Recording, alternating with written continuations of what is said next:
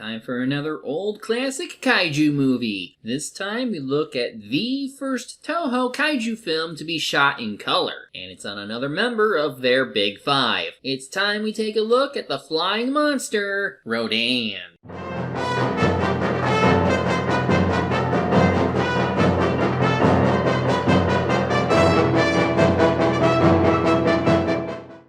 Originally released in Japan on December 26, 1956, Rodan, also known as Giant Monster of the Sky Rodan, was brought to us by legendary director Ishiro Honda, as well as writer Ken Kuronuma, who later went on to Varan the Unbelievable, but, well, we can save that for another day. And of course, equally legendary producer Tomoyuki Tanaka. Following the success of the original Godzilla in 1954, Toho would produce a sequel, Godzilla Raids Again, which didn't do as well as the original film, putting any further sequel plans on hiatus for the next 7 years. However, still wanting to capitalize on the man in giant monster suit craze they created, they would try experimenting with other different kaiju movies, starting with Rodan, which, as I stated earlier, would be the first one shot in color. When writing the story for the movie, Kuronuma was inspired by the death of Kentucky Air National Guard Captain Thomas F. Mantell, who died in a plane crash in 1948 while pursuing a UFO. Given what happens in the movie, it's certain they took that incident to heart. Now, like with King Kong vs. Godzilla and King Kong Escapes,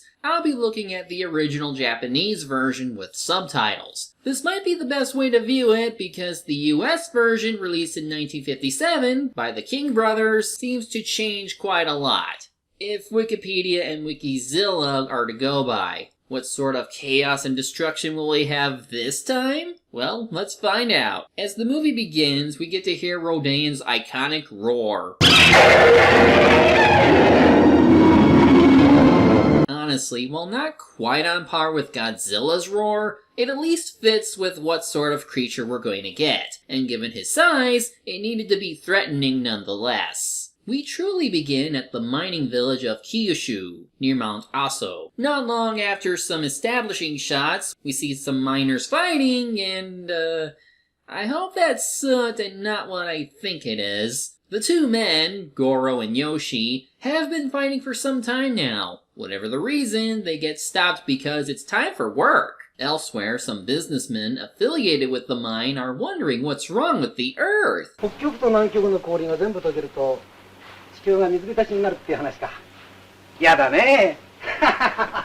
So, time to cut our losses and switch to greener resources?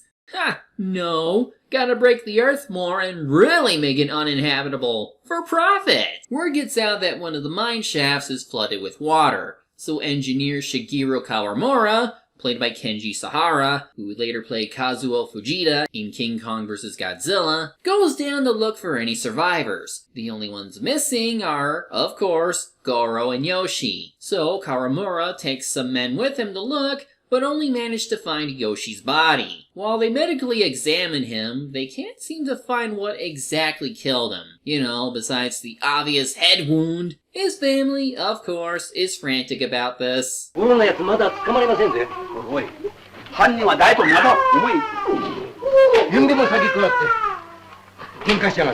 I mean, that's fair, because so far we don't know where he is. But given this is a kaiju movie, he might be in one place that humans will go when a monster is hungry. Outside, we meet Kawamura's fiancée, Kiyo, played by Yumi Shirakawa, who also happens to be Goro's sister. Like Kawamura, she doesn't want to believe her brother could kill anyone, and he assures her that until they find him, no one can truly say he did. For now, the mine is on lockdown, as this entrance is the only way in or out of the flooded area, and every other miner is accounted for, so better start searching. The sounds of splashing make it seem like Goro is in there somewhere, but the miners that are with the policeman are freaking out a bit. I mean, if they truly believe Goro killed someone, what's to say he won't try doing it to them? But there might be something else at play. Something unnatural that's also making these eerie chirping sounds.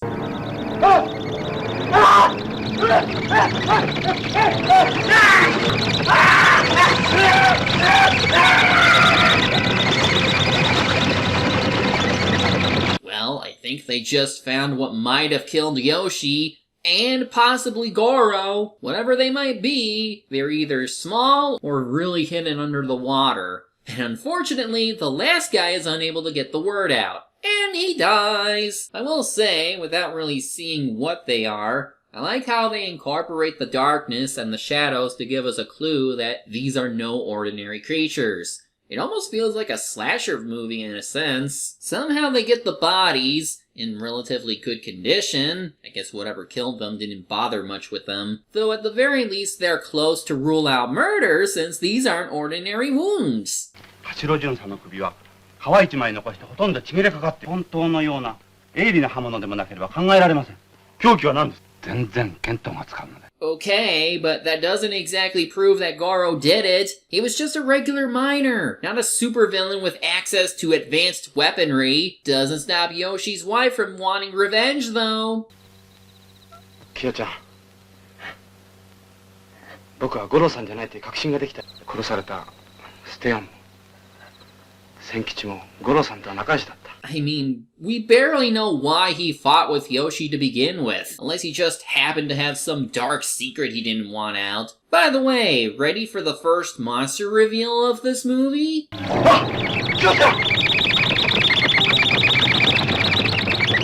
little early to be doing Mothra, eh, Toho? The police are called in and are shocked to find a bug of this size. They are not able to really stop it, though it seems to flee up a hill.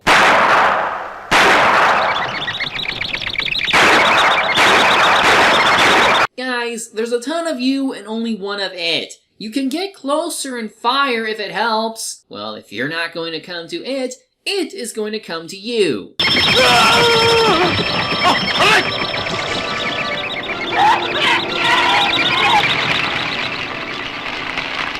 Okay, I'm glad I'm watching this in not so good quality, because it does hide the fact that these look like rag dolls. It's still effective in that even this small creature, compared to what we'll be getting later on that is, can overpower the humans. Looking at the bodies, they can now confirm what killed Yoshi, and now they can call in the military for extra firepower. Kawamura wants to go into the mine shaft where the monster fled and hopefully find Goro, if he's even still alive at this point. As they begin the raid, we can see just how dark and cramped being in a mine can be. Even with the numbers, they could get jumped at any time. The suspense is killing me, but not as much as it did Goro. Yep, they found his body, and they found the monster. Time to break out the machine gun.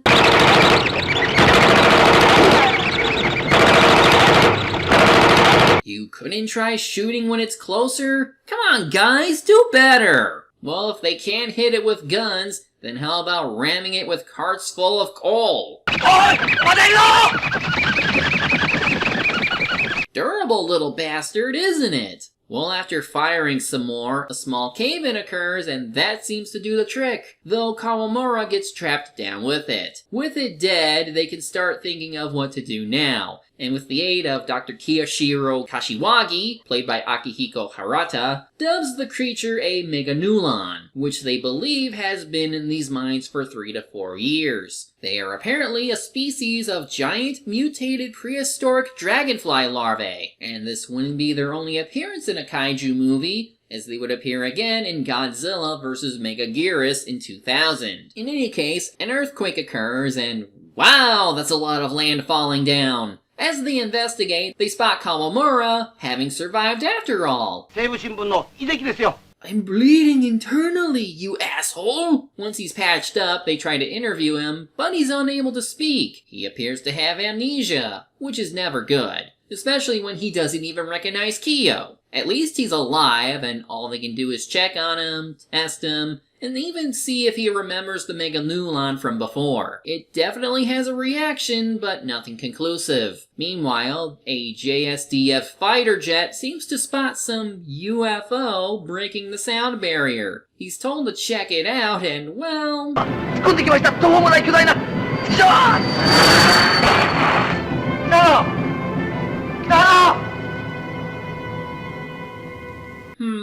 So we have giant mutated dragonfly larvae, and now something big in the air that can break the sound barrier. If they have not learned from the 2 times Godzilla came to Japan, then they are screwed beyond belief. Especially when it appears there are multiple UFOs now, things start to tense up as now we have disappearances happening. In particular, this one newlywed couple that goes to Mount Aso, which we learned earlier was going to erupt soon, and well...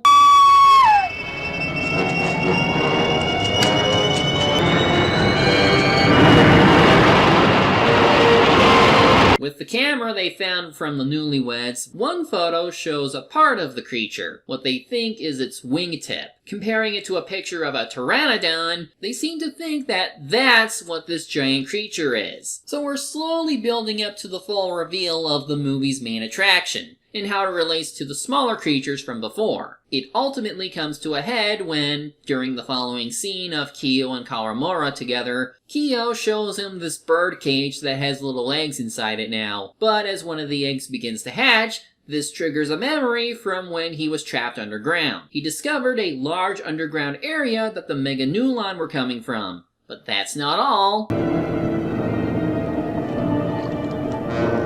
My god.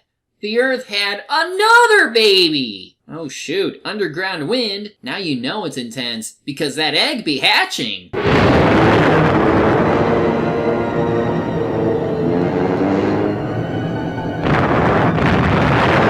It's so ugly! You are certainly no Mothra, that's for sure. And just for scale, remembering how big the Mega-Nu-Lan were compared to the humans? Well, baby Rodan trumps both of them given the way he eats them. That should set the danger we're in, when even the baby is gigantic. This memory is what finally gets Kawamura to remember everything, and he's able to confirm to the others what he saw. They set out for the place the egg was found, but it seems there's no trace of it, save for a small shell fragment that they're able to grab before another cave-in occurs. They confirm that it's some kind of pteranodon, whose species they dub Rodan, though in the Japanese language he was originally called Radon, but later changed it for international markets to avoid confusion with the chemical element radon. They discuss its size, its power and abilities, and really it's their way of building up to the audience what danger it brings. With Godzilla, you have a giant bipedal dinosaur born from radiation that breathes atomic blasts. With Rodan, it's more of a gargantuan pterosaur, meaning its greatest advantage is flight. Not only that, but it can fly fast enough to break the sound barrier, which could cause more trouble than if it walked slowly on land. With what they know and what they can speculate, the hunt is on for where it might emerge, and soon enough, they spot it rising from out of the earth.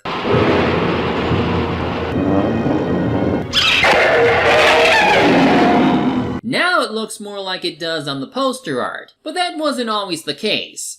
During pre-production, Rodan was originally envisioned as a giant bird-like creature with feathers, reminiscent of the bird-like dinosaur Archaeopteryx, as these pieces of early concept art show. However, the filmmakers instead decided to make it more like a pteranodon, giving it a more reptilian feel. Honestly, I think it works to the benefit of being able to make a suit out of it, but even then, it's unique enough that you can say it deviated from them. I mean, the twin head crests, the spiky armored chest, they definitely sell the whole monster pterosaur aspect well. I especially love how it preens itself after it emerges. It's a nice detail that adds a little more character and enhances its more animalistic nature.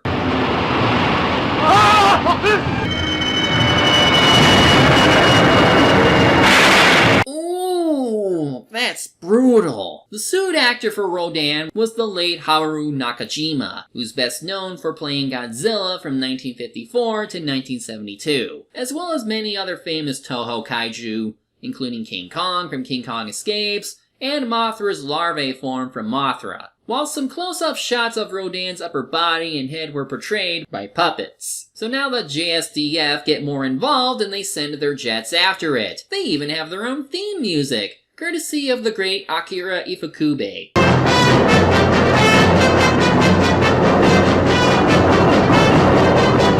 They engage in aerial combat with Rodan, but their toy jets are no match for this giant pterosaur. There's nothing stopping it from reaching Sasebo City.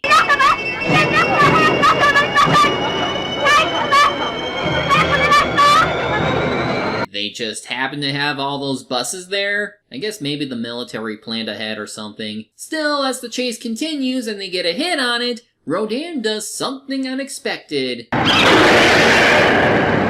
By the way, during production, the cables they used to hold up Nakajima actually snapped at this point, and he fell roughly 20 feet into the water. While the suit helped cushion his fall, he still could have easily drowned. The force of Rodan passing by is so great that it knocks over the Sakai Bridge. If it can do that, what can it do to large buildings? Well, as it flies to Fukuoka, we see exactly what it can do.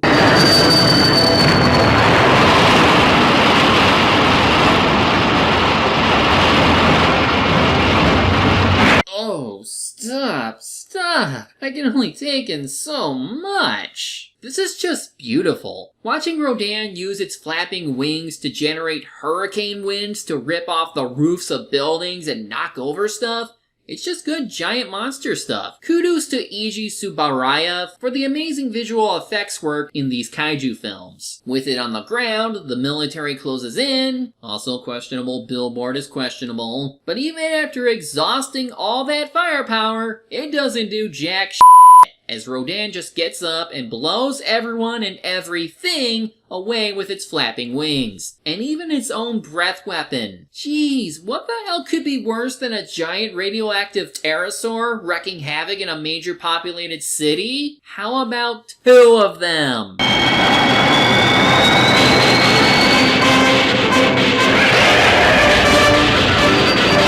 Toho seems to be hyping for a second Rodan movie by giving us another one within the first movie. But yeah, there's now a second Rodan to add to the carnage, as it and the first one appear to be mates. They take out Fukuoka and destroyed another city as well. The military can only track where they go at this point, which is back at Mount Aso. One is even shown to be inside it. They want to attack, though the risk of the volcano erupting still remains. 北九州一帯のこの大被害をラドンが生きている限り我々は文句の持って行き場のない被害を再び被らなければならないのです。 On one hand, you might end up ruining the lives of the people living in the area that need it to function, but on the other hand, 2 giant mutant pterosaurs could end up ruining those lives anyway, and possibly more if they decide to breed. If anything, tend to the monsters first and help the people after. With that, they evacuate the nearby village and set up their platoons all over. Since we haven't had a moment with Kawamura and Kiyo in a while, let's see them together again. みんな避難したんだろ？ええ。どうして君だけ？私、どうしても来たかったんです。ごめんなさい。 You're here because we needed the human element in this kaiju movie. After they get inside, the JSDF fires their missiles at the mountain. The cries of one of the monsters can be heard as rocks fall and volcanic fumes rise into the air. With enough shelling, the volcano erupts and lava flows out. Both Rodans come out, but their flight is short-lived as the fumes get to them and one of them falls down. It falls close enough to the lava and begins to burn. Kawamura and Kiyo can only feel sad about what is happening.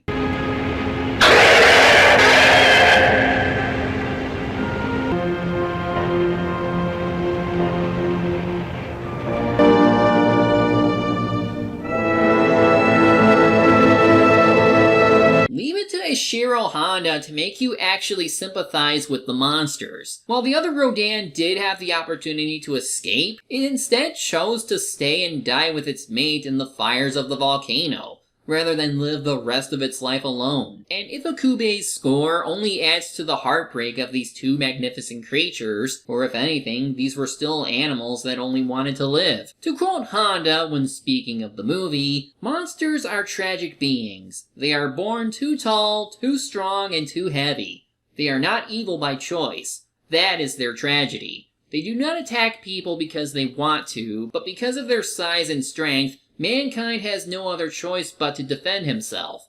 After several stories such as this, people end up having a kind of affection for the monsters. They end up caring about them. And the movie does well to reflect that. given how natural many of Rodan's actions were. From the moment it hatched to where it was being chased all over, it wasn't so much malevolent as it was just trying to keep itself and its mate alive. And to our benefit, it does result in a lot of neat destruction scenes, while also giving the humans a reason to act. The human element does work to show what destruction humans can do for self-preservation, even if it means taking the lives of other living beings. Kawamura and Kiyo show the empathy humans can have, which at least balances out the negativity the rest of the humans bring. It's all well produced and well directed, and I can see this being a well-beloved favorite among kaiju fans. It takes a brand new monster at the time and really makes you care for it by the end, while giving us a new blend of destruction. Over time, as kaiju movies become more popular and we started seeing more films pitting monsters together, Rodan would eventually make his return to become a mainstay in the Godzilla series, even as recently as 2019's Godzilla King of the Monsters. Just goes to show that even the most tragic monster can find a new life in a growing genre. As for this movie though, it's a great introduction to the monster. If you can find a copy in its original language, I say check it out. I don't think you'll be disappointed. I'm the Media Hunter. Media is my message for you, sir. Oh, there's back in... Oh, damn. Mega-Nu-Lan infestation.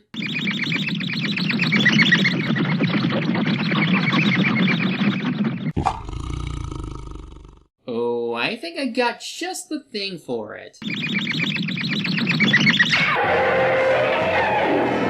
Alright, Rodan, it's feeding time!